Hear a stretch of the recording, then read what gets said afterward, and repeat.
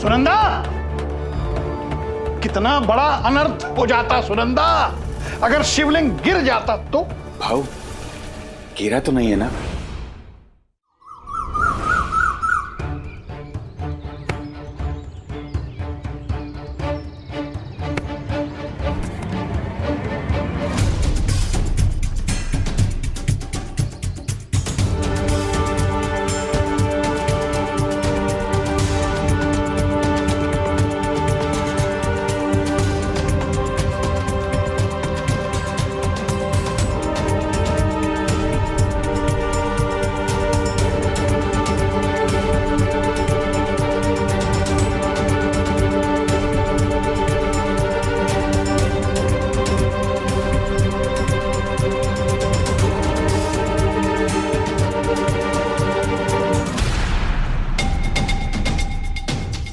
काका, हमें माफ कर दीजिएगा, हमसे गलती से।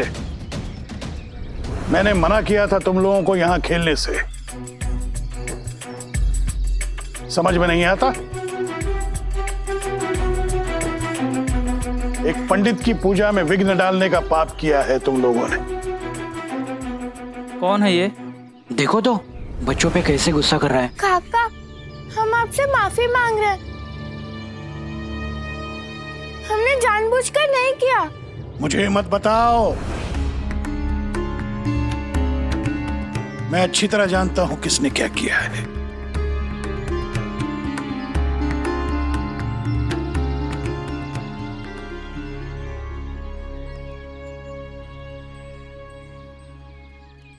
काका, हमें हमारी गेंद वापस दे दीजिए। गेंद वापस चाहिए? ले लो। वैसे भी ये मेरे किसी काम की नहीं।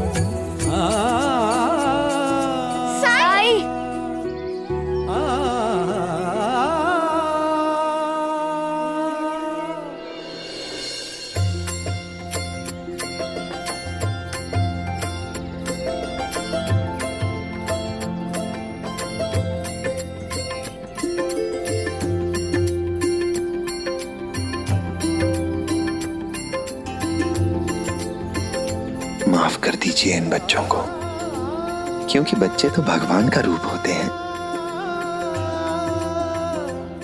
और इनसे तो भगवान भी नाराज नहीं हो सकता।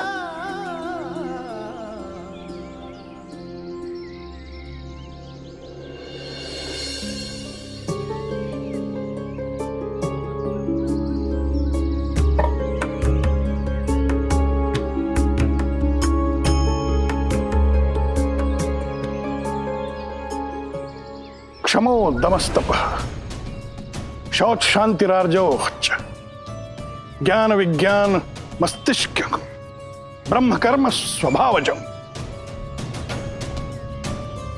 अर्थात पुजारी को भीतर से और बाहर से पवित्र रहना चाहिए, रखना चाहिए। पर तुम जैसे फकीर को यह बात समझाना मूर्खता सिद्ध होगी।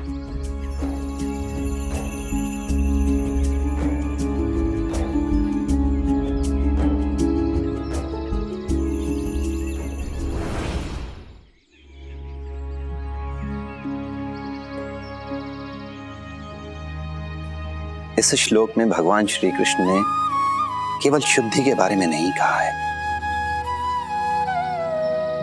शांत चित्तता, अंतर्मन पे नियंत्रण, क्षमा भाव और ज्ञान भी उतने ही महत्वपूर्ण है। क्योंकि अगर ज्ञान होगा तो अंतर्मन पे नियंत्रण होगा, और जब अंतर्मन पे नियंत्रण होगा तो क्षमा भाव भी जरूर होगा। और हां, बची बात शुद्धि की, तो शुद्धि केवल बाह्य नहीं है, अंतर्मन भी शुद्ध होना चाहिए। मतलब बाहर के कारणों से अप्रभावी। पर अगर बच्चों के खेलने से, उनके शोर से मन प्रभावित होता है और क्रोध आ जाता है, तो अंतर्मन पे कैसा नियंत्रण, कैसा क्षमा भाव और कैसी शुद्धि।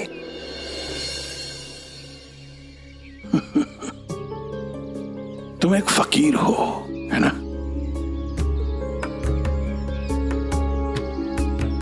और मुझे शास्त्रों का ज्ञान और श्लोकों का अर्थ समझाने की कोशिश कर रहे हो। वैसे तुम हो कौन? पंडित तो तुम हो नहीं। वेद पुराण पढ़ने की तुम्हें अनुमति होगी नहीं, और मुझे समझाने की कोशिश कर रहे हो।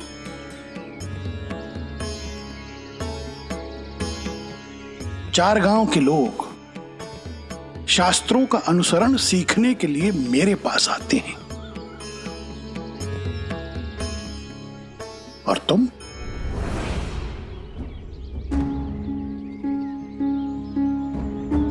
देखने से तो भीख मांगकर अपना उदर निर्वाह करते हो ऐसा लगता है।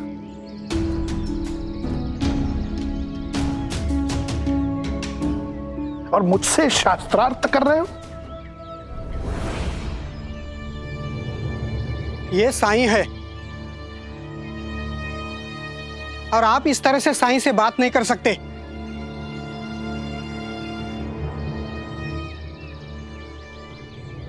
अच्छा, क्या तुम जानते हो मैं कौन हूं? इस मारुति मंदिर का नया पुजारी।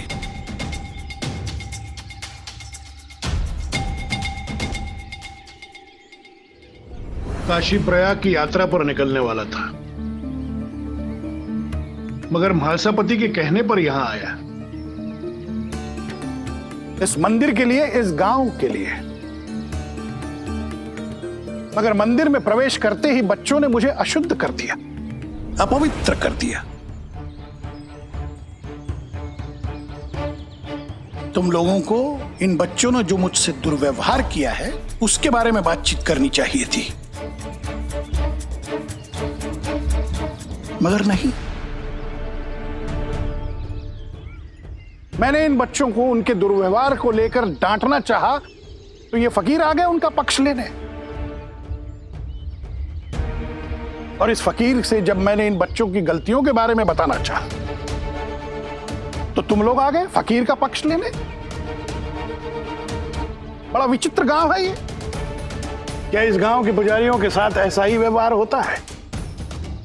इस गांव में आकर मैंने कोई गलती तो नहीं की। पुजारी काका, हम लोग आपसे माफी मांग रहे हैं। बच्चों को अपनी गलती का एहसास है, इसलिए इन्हें माफ कर देना चाहिए, क्योंकि क्षमा कर देना भी तो पुण्य का काम ही है ना? ये लो बच्चों, खेलो जाकर, पर हां, मारुति मंदिर से दूर जाकर। शुक्रिया साईं। चलो चलकर खेलते हैं।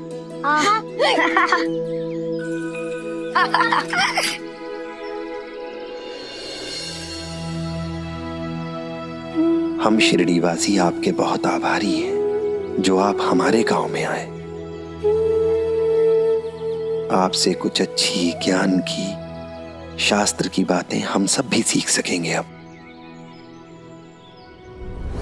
शास्त्रों का ज्ञान पाने की योग्यता सब में नहीं होती फकीर।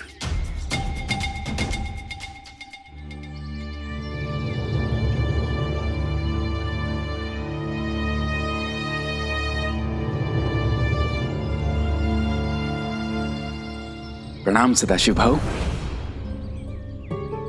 प्रणाम वहिनी।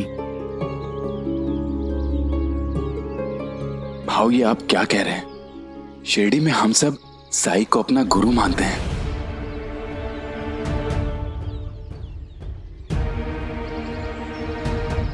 ये फकीर और गुरु ऐसे अरे अज्ञानी को। भाऊ आप बहुत लंबा सफर तय करके आए हैं, चलिए घर चल के पहले आराम कर लीजिए। चलिए ना।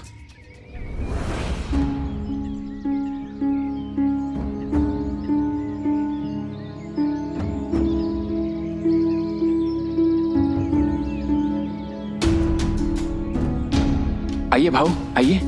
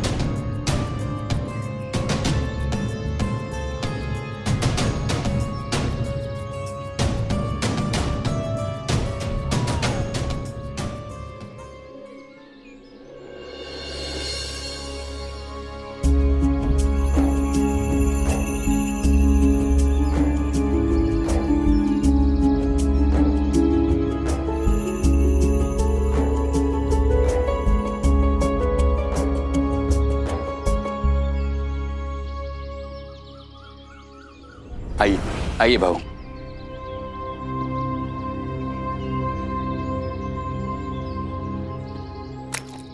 अरे अरे क्या कर रही हो तुम? देख के चलो ना, इसमें शिवलिंग है, पता है ना? शिवलिंग लेके चल रही हो, संभल के चलना चाहिए ना। आओ आइए।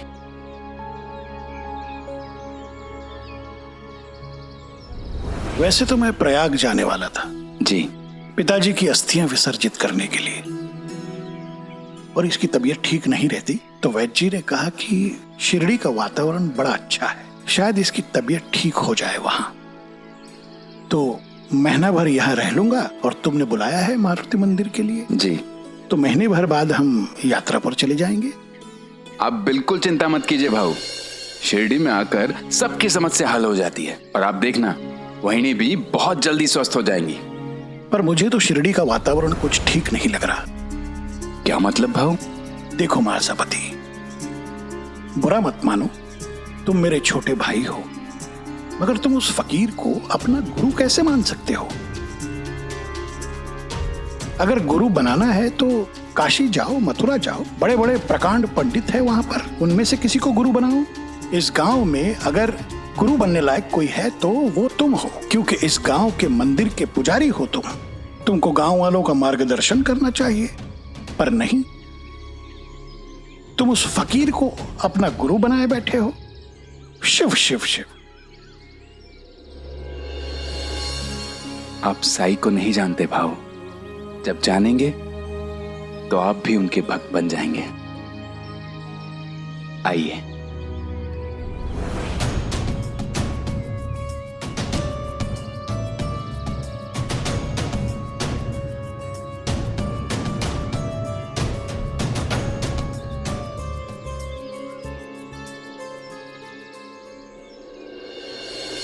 आ गए भाऊ।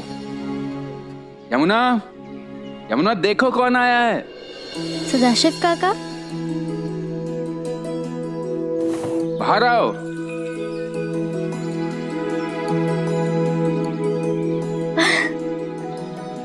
प्रणाम काका। प्रणाम काकी। अरे यमुना, कितने साल बाद तुझे देखा। कितनी स्वस्थ और खुश लग रही है। दामाद जी बड़ा ख्याल रखते हैं तुम्हारा। मार्तन कहाँ है? अंदर है काकी, आइए आइए। भाऊ सुनंदा, पहले शिवलिंग मंदिर में रख देना। आइए भाऊ, अंदर चलते हैं। नहीं, घर में प्रवेश करने से पहले हाथ मुंह धो लेता हूं। बच्चों ने वस्त्र खराब कर दिए। अवश्य, आइए।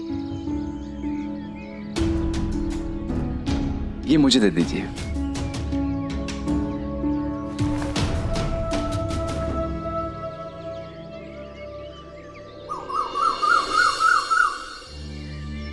बिल्लो, चल अंदर चल के पढ़ाई कर। दिन भर खेलना है, पढ़ाई जरा भी नहीं। चल अंदर चल। नहीं, अब मुझे और खेलना है। बदतमीज, पलट के जवाब देता है। बाबा, अभी तुझे बताता हूँ, देखता हूँ कि तू कैसे अंदर नहीं चलता और पढ़ाई नहीं करता। चल। बाबा मुझे छोड़िए। बाबा, बाबा मुझे बहुत दर्द हो रहा है। आगे ना कर ठिकाने। छोड़िए। तुम्हारे जैसा निकम्मा बच्चा पूरे गांव में नहीं होगा। छोड़िए। ये दुष्ट दांत काटता है, मार मार के तेरी खाल उधेड़ दूंगा। रुक जाइए।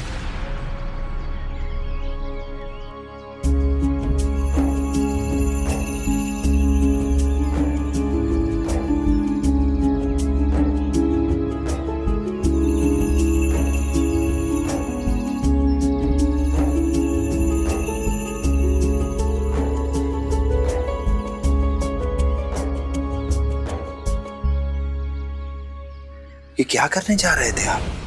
साईं, इसका मन बहुत बढ़ गया है, सिर्फ अपने मन की चलाता है, मेरी सुनता ही नहीं। न पढ़ता है न काम करता है, और कुछ कहो तो पलट के जवाब देने लगा है।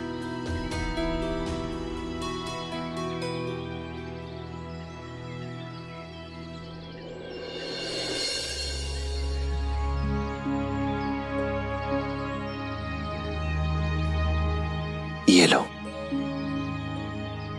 अब बाहर जाकर खेलो। साईं, आपने उसका पक्ष लिया? आपने उसे बाहर खेलने क्यों जाने दिया? क्योंकि मैं आपको अकेले में ये बताना चाहता था कि आप अपने बेटे को सही राह पर कैसे ला सकते हैं। अच्छा, बताइए ना साईं, मैं बहुत परेशान हो गया हूँ। कोई जबरदस्त तरीका बताइए इसको ठीक करने का।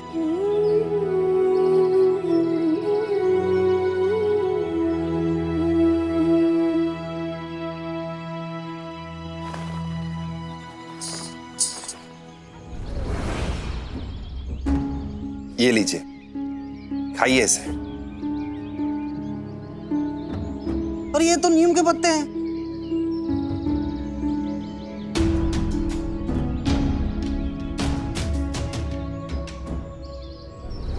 नीम के इन कड़वे पत्तियों को खाने से मेरा बेटा ठीक कैसे हो जाएगा?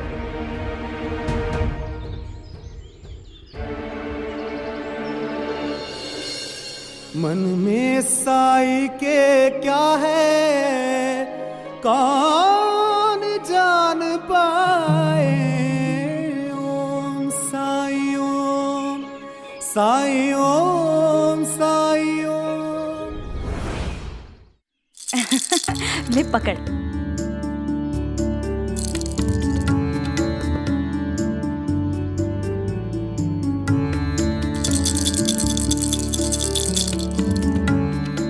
मेरा बच्चा। काकी, आप यहाँ बैठिए, तब तक मैं आपके लिए कुछ खाने के लिए लेकर आती हूँ। मार्तंड, तू खेल।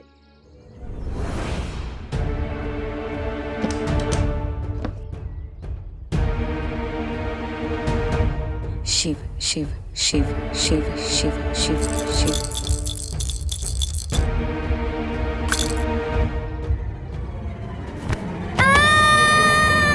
मार्तंड, मार्तंड, मार्तंड, क्या हुआ? कहाँ लगा? कहाँ लगा बेटा? कहाँ लगा? दिखा, कहाँ लगा? कहाँ लगा मार्तंड? दिखा मुझे, दिखा।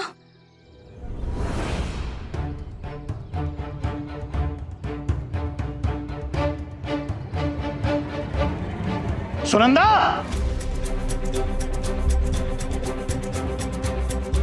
ये क्या है?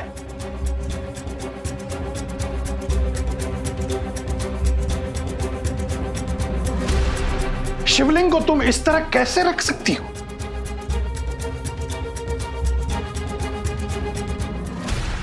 क्या हो गया है सुनंदा तुम्हें? सुबह से कोई ना कोई गलती करती ही जा रही हो। मैं इसलिए अनदेखी कर रहा हूं क्योंकि तुम अस्वस्थ हो। ढील देने का यह मतलब नहीं है कि तुम लापरवाह हो जाओ। ये देखो कितना बड़ा अनर्थ हो जाता सुनंदा अगर शिवलिंग गिर जाता तो। भाऊ, गिरा तो नहीं है ना? अब जाने भी दीजिए ना। ये ठीक ही तो कह रहे हैं। मैं हमेशा कोशिश करती हूँ कि मैं ध्यान रखूं, लेकिन फिर भी मुझसे गलती हो जाती है।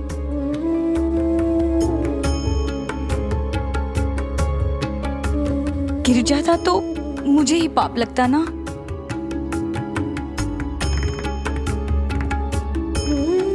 लगता है कि मुझे नरक की अग्नि से कोई नहीं बचा सकता।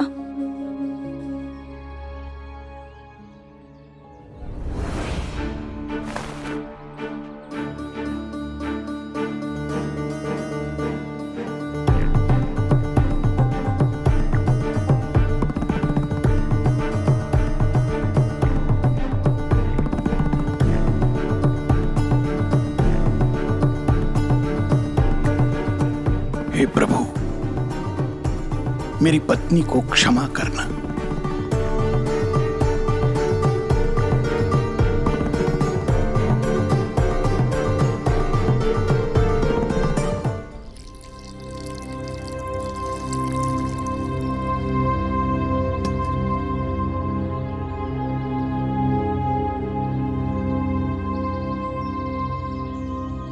ये लीजिए, खाइए।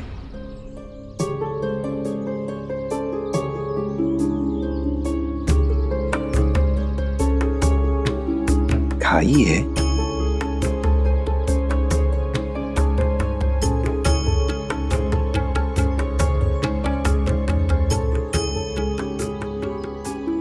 ये लीजिए, खाइए।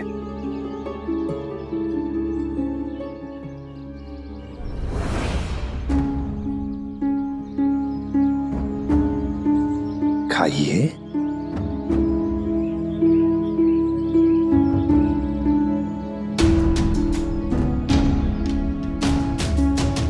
आप चाहते हैं ना कि आपका बेटा आपकी बात माने, तो फिर चबा चबा के खाइए।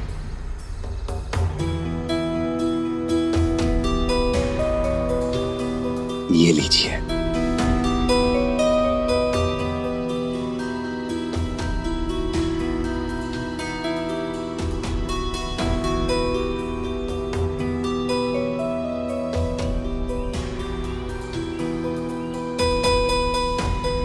और लीजिए।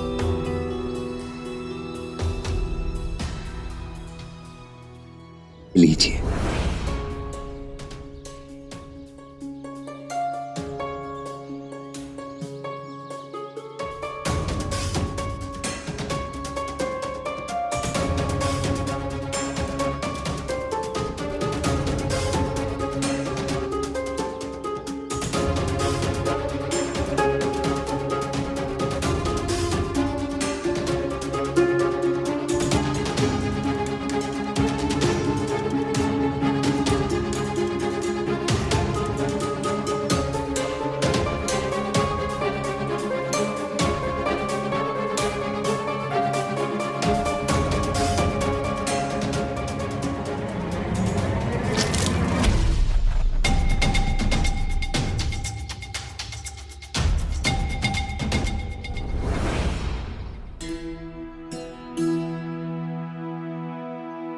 ये आपके कपड़े।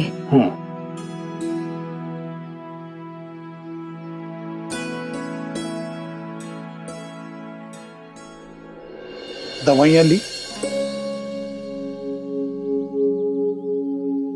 देखो सुनंदा, तुम्हारी प्राथमिकता तुम्हारा स्वास्थ्य होना चाहिए। मैंने महाराजा से बात कर ली, यमुना घर का काम संभाल लेगी, तुम आराम करना। मासा, लेकिन हाँ, मेरी पूजा की सारी तैयारियां तुम्हें ही करनी, क्योंकि सिर्फ तुम्हें पता है कि पूजा की सामग्री मैं किस क्रम में चाहता हूं। आखिर इतने सालों से कर रही है जी। और हाँ, यमुना से पूछ लेना पूजा की सामग्री तुम्हें कहां मिलेगी। और कल सुबह सूर्योदय के समय जब मैं स्नान करके लौटूंगा तो पूजा की सारी सामग्री मुझे तैयार मिलनी चाहिए। इसलिए सूर्योदय से पहले ही तुम्हें उठ जाना है, ठीक है?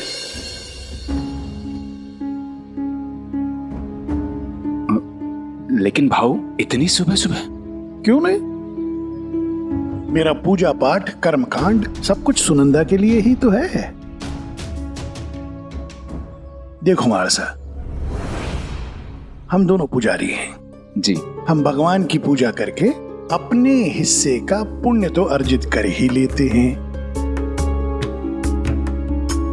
पर इन औरतों का क्या? ये तो ज्ञानी नहीं होती। पूजा पाठ करके इनके हिस्से का पुण्य तो हम कमाते हैं।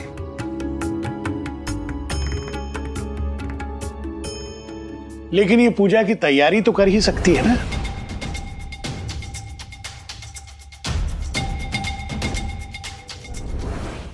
देखो मालसा, हमें औरतों को सेवा शुश्रूषा करने से रोकना नहीं चाहिए, क्योंकि यही तो उनके जीवन का उद्देश्य है ना? लेकिन भाऊ, ये बात तो ठीक ही तो कह रहे हैं।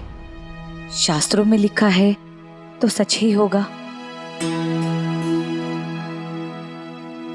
मुझे तो इस बात की खुशी है कि मेरे साथ मेरे पति है, जो स्वर्ग की प्राप्ति के लिए मेरा मार्गदर्शन कर रहे हैं।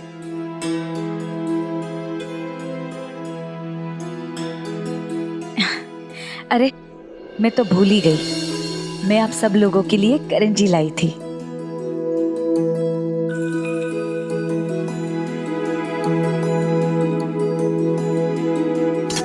काकी की हाथ की करंजी खाई है कभी? खा के देखो, बहुत मजा आएगा। खाओ खाओ।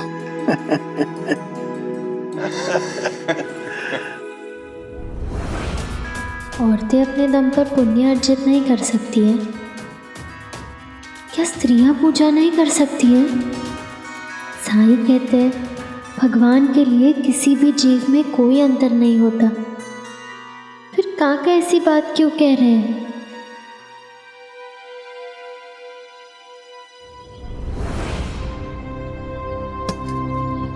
साईं, आपने क्यों खिलाई इतनी नीम की पत्तियां? कुछ भी नहीं रहा पेट में, सब कुछ निकल गया। और नीम की पत्ती खाकर मेरा बेटा मेरी बात कैसे सुनने लगेगा? ये बात आप मुझसे पूछ रहे हैं, जबकि ये उपाय तो मैंने आपसे ही सीखा है। मुझसे? ये क्या कह रहे हैं आप? सच कह रहा हूं।